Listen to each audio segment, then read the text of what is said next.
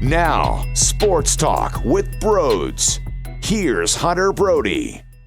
What is going on, everyone? The 76ers schedule release happened, and you bet your ass I'm going through the wins and losses just like it's football. Actually, I'm not going to do that. I'm tempted. I'm not going to lie. I am tempted. But who the hell knows what's actually going to happen? Nobody can truly say they understand how these teams are going to come out and play in Orlando. It's just nonsense. So I'm not going to break down the W's and L's, even though I feel as if I should. I can't. I really can't do it. Look, there's a lot to kind of get into. I do want to talk about their opponents and how it did line up. I want to talk about the seeding. Does the seeding even matter? Do these games truthfully matter? It's either Boston and then Toronto in the next round if they get by the Celtics, or it's the Miami Heat, and if they get by them, you're talking the Milwaukee Bucks. I don't mind each matchup. I don't mind the Boston Celtics in the first round. I don't mind the Miami Heat. So it doesn't matter. There's no home court advantage. Does the seeding mean anything? And how about this? A transaction? The Sixers add a player to the roster? I know that there's some fans out there all juiced up about seeing the 40% from three, but look, when you're talking about postseason ball, Broehkoff, it's not going to be the difference maker, I promise you that. So a lot to cover. Before we get into it all, do not forget that this episode of Sports Talk with Broads is sponsored by Orbit Energy and Power. With over 20 years of experience in the industry, Orbit Energy and Power is home to solar experts in both residential and commercial projects. Their solar program helps eliminate your electric bill completely. They offer flexible financing solutions such as $0 down. In addition, they will make sure you receive all the state and federal incentives available for switching to solar. No risk, no need for investment. Check out their information in the description. Phone number is also there. Let's start with Broehkoff.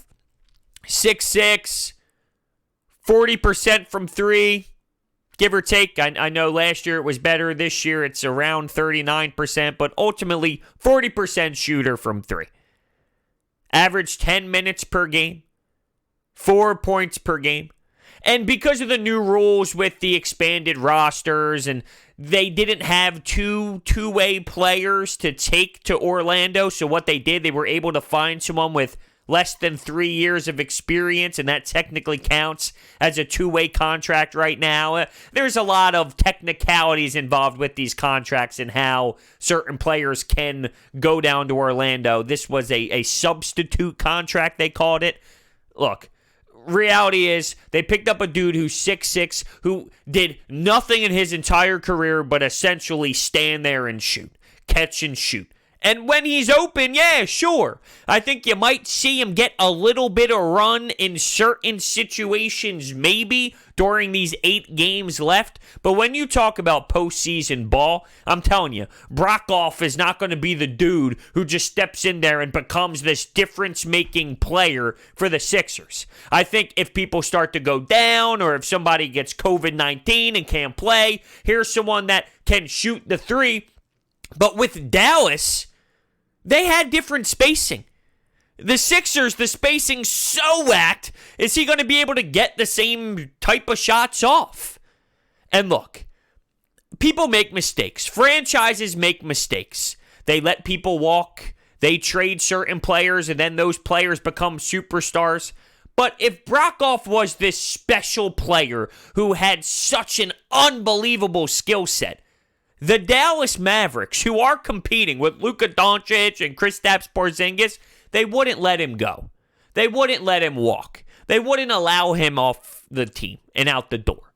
I'm not saying he can't shoot from three. He absolutely can. And with the Sixers, I'll say this. They need so much shooting, and they need help with spacing. It doesn't hurt. I'm not knocking the Sixers for making this type of move, but I'm also not foaming out my mouth of enjoyment because they picked up this guy. You're talking about a substitute contract all the way at the end of the bench. When you look at this roster and who's on this roster, there's not much there. You know how much I'm a Furkan Korkmaz, I won't say hater, but I'm not a huge fan of Furkan, and I don't think he'd work much in postseason play. I think Furkan's your better option there. Why do I say that? Well, he's been in the system for years. Hey, here's 8 games, and then, oh yeah, we're just going to play playoff basketball. Furkan's been in the organization. He understands the sets and everything else. I'm not trying to knock the guy, but I think people fall in love with certain things. They see stats, and they say, oh, we can shoot the ball. He's going to be this player. I don't think you really see him much. I don't. You might see Brett in the 8 games, maybe toss him a little, how do you do? I'd be shocked. We already talked about how many players you got to fit in.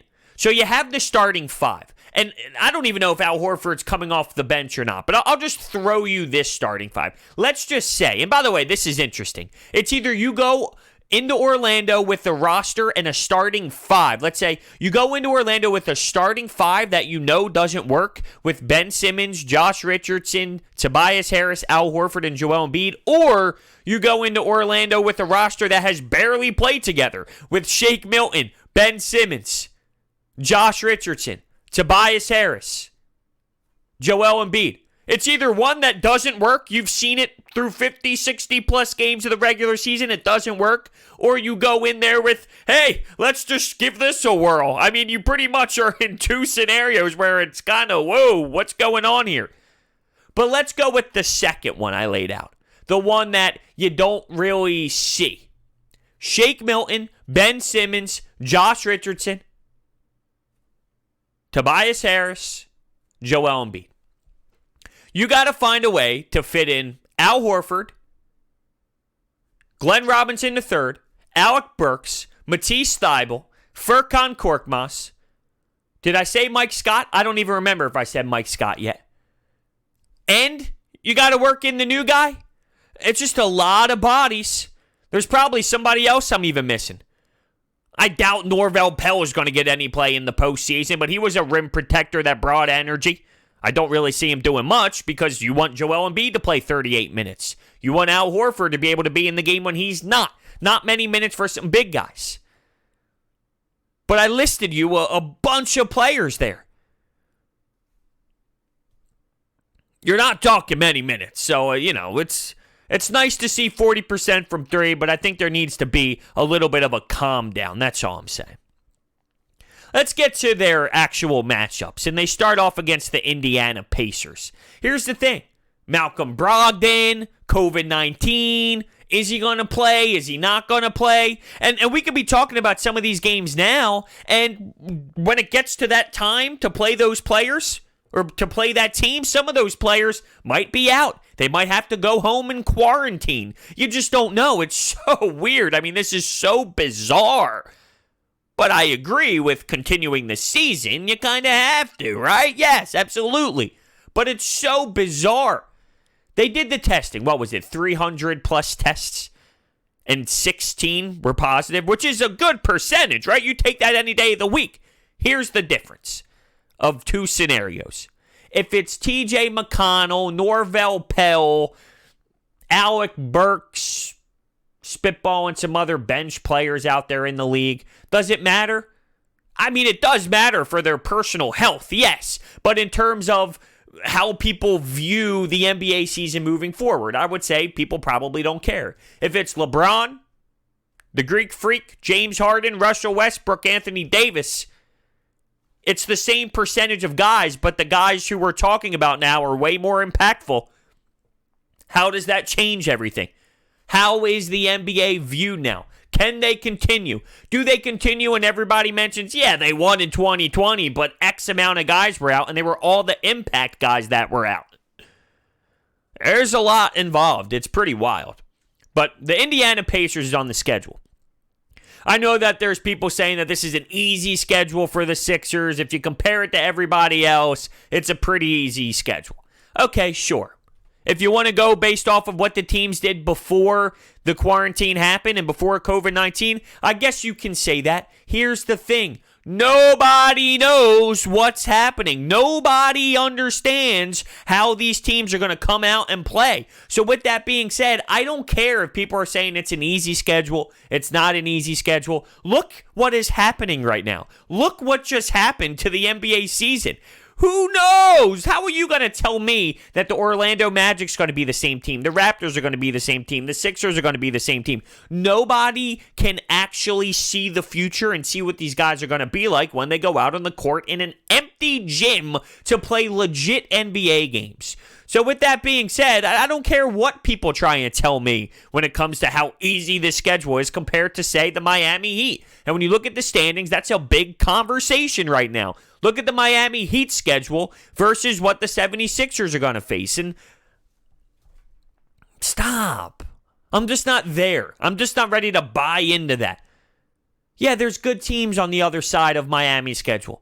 What happens if those players aren't available because they have to go quarantine? What happens if the Miami Heat have to quarantine? What happens if the Sixers have players that have to quarantine? It's such a shot in the dark, all of this. It really is. When you look at where the Sixers are now in the 6th seed, if you look at these games on the roster, is it possible to get into that 4 or 5 matchup? Yes, it is possible to get in that 4 and 5 matchup. But what does that mean? You wear the same color jersey as a home team would if they were in their own stadium? The 8 games are almost like exhibition games to an extent for me. Get some flow, get some rhythm, run up and down the floor, kind of feel out a different team, put up some shots, get yourself in shape, get used to banging bodies, grab some rebounds. I mean, just get yourself ready for the postseason. That's what regular season basketball is to begin with when everything's normal. It's all just test runs for the squads that you know are going to be able to make legit playoff runs. You try things out. You figure things out. You try different lineups. You add some players, and then bang, you go into the postseason. That's what regular season hoops is anyway. So when you look at this 8 regular season games left, it just comes down to 6th seed or 5th, 4th matchup. I don't care. Seriously, I do not care if they play the Heat. I do not care if they play the Celtics. I kind of want to take on the Celtics. Like, yeah, let's go. Bring it on. Bring it on. I wouldn't mind seeing the Celtics. What are you playing for? This is such a weird season and ending to the season. There's no juice because ultimately it really doesn't matter. You want to look ahead on the first round and say, okay, well, it matters because you're going to either play the Bucks or you're going to play the Toronto Raptors. Okay, bring both on. Joel Embiid, here's the thing. It's an experience no matter which team you play, if you even get past the first round. I don't know what the Sixers are going to come out and play like. If they play Toronto, okay, here's payback. Here's Joel Embiid going up against his father, Marc Gasol. Win. Win. Win your battle. Score a damn point. Show us something. Remember when you cried last time? Show us something. And if it's the Bucks, this is what you were built for. You were built to beat the Bucks. Show us. Compete. Battle with this team. So I don't give a damn. I really don't. So to run through the schedule, Pacers, Spurs, Washington, Orlando Magic, who they struggled with before all of this happened, Portland, you don't really know where they're going to be at that time of the 8-game stretch. The Phoenix Suns, you got one back-to-back out of all these games. It goes Phoenix Suns to the Toronto Raptors, and then you end with the Houston Rockets. But you could be resting guys by then. If certain seeds are locked in at that point, maybe guys take a rest and it's a big bench game. The one thing I do think is cool and unique is we're going to have basketball all day. All day long. All day long. Afternoon games, early afternoon games, evening games, late night.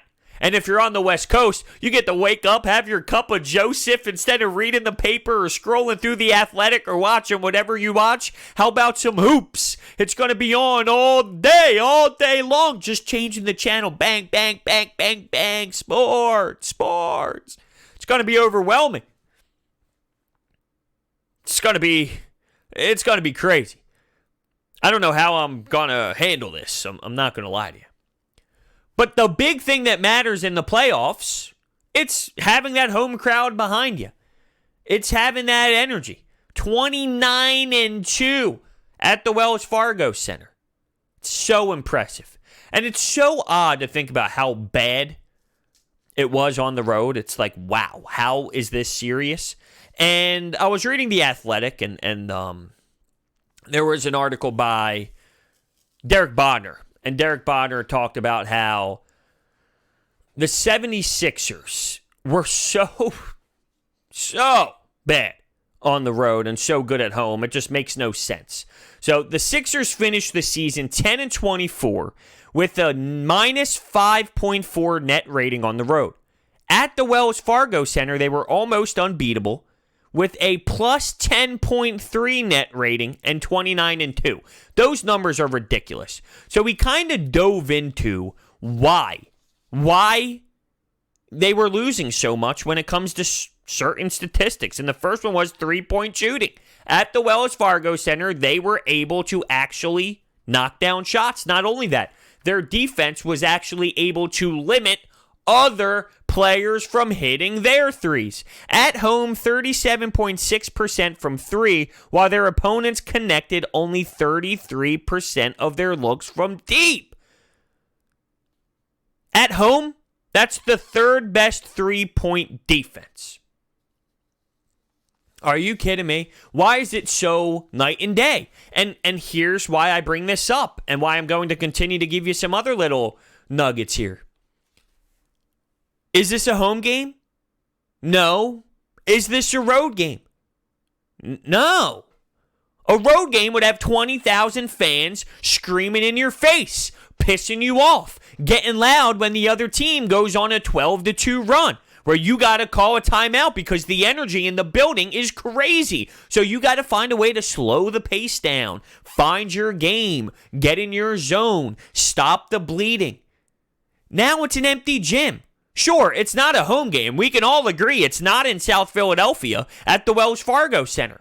But I can't say that this is technically a road game either. And it's not a standard neutral siting game either, because if that's the case, if this is like college basketball or March Madness, there's plenty of players plenty of fans all over supporting both sides, supporting all of the players. So I bring that up with the three-point shooting. What are you supposed to expect? What about this? Defending without fouling. Sixers opponents averaged 21.9 free throw attempts per 100 possessions at the Wells Fargo Center, which wasn't insanely high in the league, but it was above average. On the road, 26.6 free throw attempts per 100. And this is the one that's crazy to me, with Joel Embiid missing games. This is interesting. So Joel Embiid played in 44 of the 76ers' 65 games so far this season. 15 of the 21 games that he missed were on the road.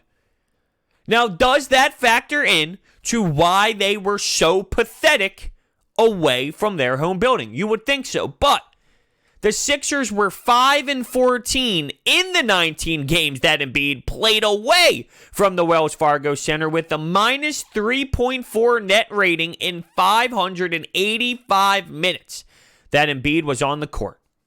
And then you flip that around to what was happening when Joel Embiid did play at home, plus 11.3 net rating.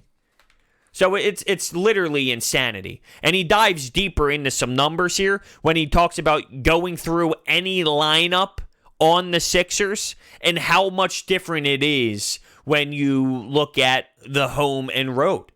And once again, I bring this up because what are these games?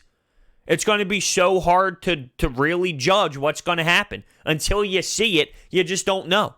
If Ben Simmons worked on his game and added something, now we're talking something different.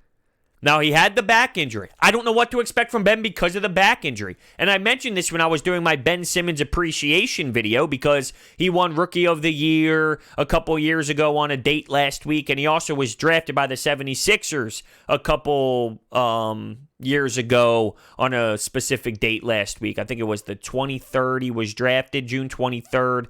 of 2016, and then he won Rookie of the Year a couple days later, but in 2018. So I was appreciating Ben Simmons. And I mentioned, normally in a normal offseason, which this is not, when you go back to basketball, you add something to your game. Well, look how much time they were off for this quarantine. Is it enough time to ask, hey, can you add something to your game?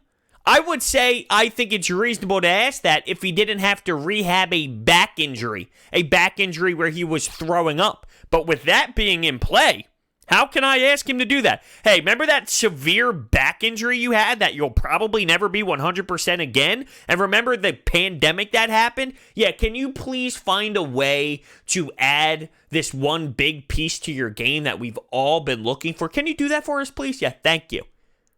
That's a lot, right? But what about Embiid, Al Horford, Tobias Harris, Josh Richardson? Could they have done that?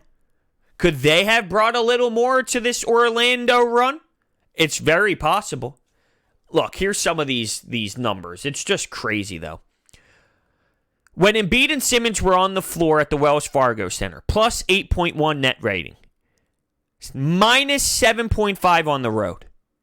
Yeah, you're talking Ben Simmons and Joel Embiid, just those two combined. Are you serious? It really is vomit-worthy when you read that. Embiid, Simmons, and Tobias Harris, plus 9.4 at home, minus 5.4 on the road. Embiid, Simmons, Tobias Harris, and Josh Richardson, an amazing plus 14.9 at home, but minus 4.2 on the road. It was the whole team. That kind of reminded me of Jason Kelsey's speech when he was freaking out in the Mummers outfit. It's the whole damn team, though. There was an issue. I'm not going to lie to you, though. Seeing the schedule pop up, I didn't watch the schedule release. I am missing sports. I'm not missing sports enough to sit down and watch the NBA try to release me 8 games that I don't give a damn about in terms of it being playoff ball. If they were talking playoff hoops for a couple hours, you're damn right I'd be tuning in. But like I said, this is sort of like exhibition games for some of these teams because seeding really does not do that much of a difference. So with that being said, they're almost like, hey, here's some games to get everyone to the postseason. I didn't tune into that. But just hearing a schedule release, a transaction, right? They acquired a player, being able to talk about what he brings to the table, which, oh, by the way, in case you forgot, it's standing somewhere and just shooting. Can't do much else. It's not about the defending. It's not about the dribbling. He's not the smartest, insane basketball player in the world. Hey, stand there and shoot the damn ball when you get the ball. That doesn't seem like a bad gig, I'm not going to lie to you. I wish I had that gig. But instead, I'm the jerk-off playing 5-on-5 hoops on the street, and I'm taking charges. I wish I had the jeans where I could just stand there and rip it. A little Kyle Korver. But no, that's not how it was brought to me. And guess what? You know what? I take everything I just said back. I want it this way. I want to be the guy who takes charges, who's a Pat Beverly and pick up hoops. Because guess what? People want me on their damn team. Yeah, they do. I promise you, you don't want me on the other squad, and you don't want me defending you. But I digress. I'm interested to see where this goes. The thing is, there's so many damn questions. Is Brett Brown coaching for his job? If they don't win, is Brett Brown canned? Is it fair to can him based off of what happened this year? If he gets to, say, the third round, let's play the opposite. If he gets to the third round, the conference finals, and loses, does he keep his job? Or are people going to say, well, hold on, COVID-19 was in effect. Other teams sucked so much that he was able to get past certain squads because of it. He should be fired. Trust me, you're going to hear a bunch of different things going around town if he is able to get past the second round, just so they can find a way to get the guy fired. There's a lot of questions. Is Ben Simmons going to be able to make a big impact in the playoffs? The last few years, he's been He's been and this is coming from a guy who really supports Ben Simmons. Is he going to be able to get back from the injury, to get back from stopping play as a whole, and then be someone who isn't a liability in the half-court set? Is he going to be able to have the ball in his hands? Or do they not even run the ball through him, and it's more of another combo guard, and he slips his way to the basket? Because there are times when he plays off the ball that he's stellar, but there's also times when he plays on the ball, and he's phenomenal as well. Don't forget about those moments. Look, I'm juiced up. There's no doubt about it. I'm excited. I'm really excited. I'm thinking about basketball. We got a little bit of time until it really kicks off, right? I mean, you're going to hear noise and discussions about the NBA, and you're going to hear a lot of conversations building up to late July. But for the 76ers, you got August 1st. August 1st is the first game, and that's if everything is okay. Here's the one thing that concerns me about the entire bubble. The bubble, it makes sense. Put everyone in one area. Even though Florida is getting bombarded with positive tests, you're in your own area, right? You're in your own bubble. You are there. Here's the issue. The people working at Walt Disney World, the people working for them, the players, they're leaving and coming back, and leaving and coming back, and leaving and coming back. I'm shocked by that. I thought the NBA would somehow have them involved in the bubble as well. You can't leave. Whether they pay them more money, whether these people need jobs to pay rent and say, okay, look, I have to do this. I need to pay my bills. I got to support my family. I know it's hard to tell people outside of the NBA what to do, but I would think that they would figure a way out to do it. So that is a big concern for me, and I question if it can get done because of that. Because if these people are going to the bars, if these people are going to the beach, if these people are not social distancing and doing the wrong things, and then coming back and giving LeBron James food, or changing the sheets, or doing something like that, how is that the best way to go about this? So for that reason, when it comes to the NBA, I'm a little shocked. And maybe by the time this all happens, they do change it because of what I just mentioned. We'll see, though. Adam Silver's a smart guy. I'm sure he has thought everything through, and maybe there's a legal reason why they can't do that. They can't force people to stay there. I understand. Maybe that's it, if that is the case. We'll see, though. Let me know your thoughts on everything I discussed in the comments section on YouTube. It's underneath the video, of course. And if you're listening to this on Apple Podcasts, Spotify, or any other podcasting platforms, use the review system as a place to comment. I love reading those. And also leave a rating, too. Thank you very much. So, thank you, guys. Remember, do not forget that this episode of Sports Talk with Broads is sponsored by Orbit Energy and Power. Their solar program helps eliminate your electric bill completely. They offer flexible financing solutions such as $0 down. Not only do they do solar, new roofs, backup energy services, battery storage, and more. Water purification systems, healthy, clean, soft water. They do it all. Their link is in the description and their phone number, so give them a call. Thank you guys so much, and I will see you next time.